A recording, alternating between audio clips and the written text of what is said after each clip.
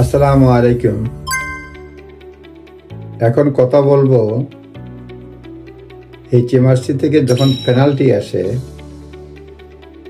আপনি আপিল করতে পারবেন এবং এই আপিলটা কিভাবে করবে সেটা বলবো। এইচএমআরসি থেকে লেট রিটার্ন জমা দেওয়ার জন্য 100 পাউন্ডের মতো পেনাল্টি আসে এবং এই পেনাল্টি ইস্যু থেকে আপনার চ্যালেঞ্জ করার জন্য 30 দিন সময় থাকে। মনে রাখবেন, ইস্যু অন্যান্য ক্ষেত্রে যে কোনো নোটিশ যখন আসে যেদিন থেকে রিসিভ করবেন সেদিন থেকে কার্যকর হয়, কিন্তু এইচএমআরসির ক্ষেত্রে যেদিন থেকে লেটার রিসিভ করেন সেদিন থেকে না, যে লেটারের উপরে যে লেটার থাকে সেই ডেট, যে ডেট থাকে সেই ডেট থেকে 30 দিন।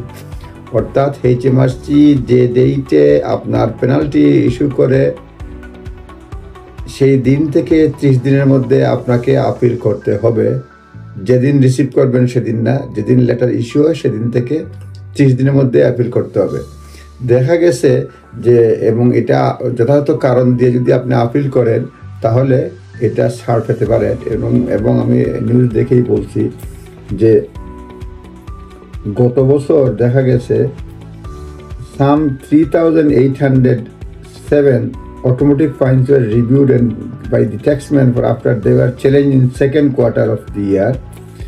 3,860টা ফাইন এর থেকে বাতিল হয়ে গেছে, 2,755টা বাতিল হয়ে গেছে। another 24 were reduced, 24টা কমছে, giving taxpayer a 73% success rate in challenging fines। অর্থাৎ ফাইন এইচএমআরসিতে ফাইনের ব্যাপারে যদি আপনি চ্যালেঞ্জ করেন, এই ডাটাতে দেখা গেছে 73% হচ্ছে success rate in the challenging fine. মানে 100 জনের 73 জন জিতে গেছে, এটা রেজাল্টে দিছে আর কি। এছাড়াও আরও আছে, দেখা গেছে বলছে যে 2023 এবং 2024-এর 70% of 50,881 appeal against automatic fines and surcharge were cancelled। 5,000-এর মতো অ্যাপিল হয়েছিল, মানে 50,881 জন। এর মধ্যে লেখছে অটোমেটিক ফাইনের ব্যাপারে, এবং এগুলি লেখছে 70% ওভারটার্ন হয়ে গেছে। সুতরাং আপনারা যদি লেট হয় রিটার্ন জমা দিতে, পেনাল্টি হয় বা যদি জমা দিতে হয়, পেনাল্টি যদি হয়, সেই ক্ষেত্রে আপনি আপিল করতে পারবেন।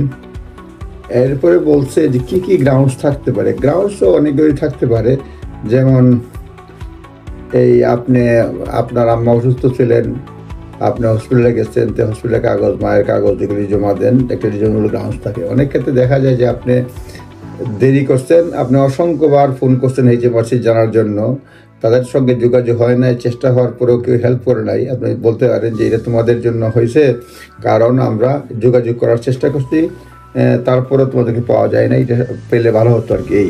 এখানে লেখছে national audit office found that HMRC fail to answer up to 45% of the call to its helpline last year. গত বছরে মানে এইচএমআরসি নিজেরাই উত্তর দিতে পারে নাই 45% কলের। এটা বলছে, এবং বলছে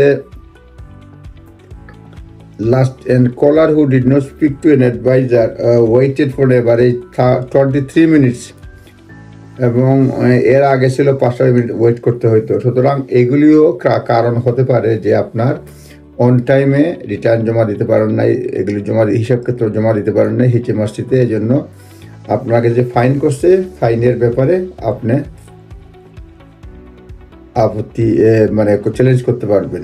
এরপরে লাগছে providing evidence will help your case if someone in your family was taken ill then try to provide doctor's note or hospital car park receipt.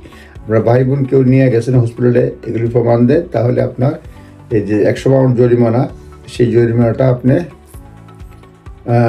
মাপ পেতে পারবেন। সুতরাং এখানে বলা হয়েছে কোনো ক্ষেত্রে এখানে এক লোক দেখা গেছে যে তার জরিমানা করছে, সে বিদেশে থাকে, ইউকে সিটিজেন, তার জরিমানা করছে 1600 পাউন্ড পেনাল্টি লাস্ট ইয়ার, এবং পেপার দিছে।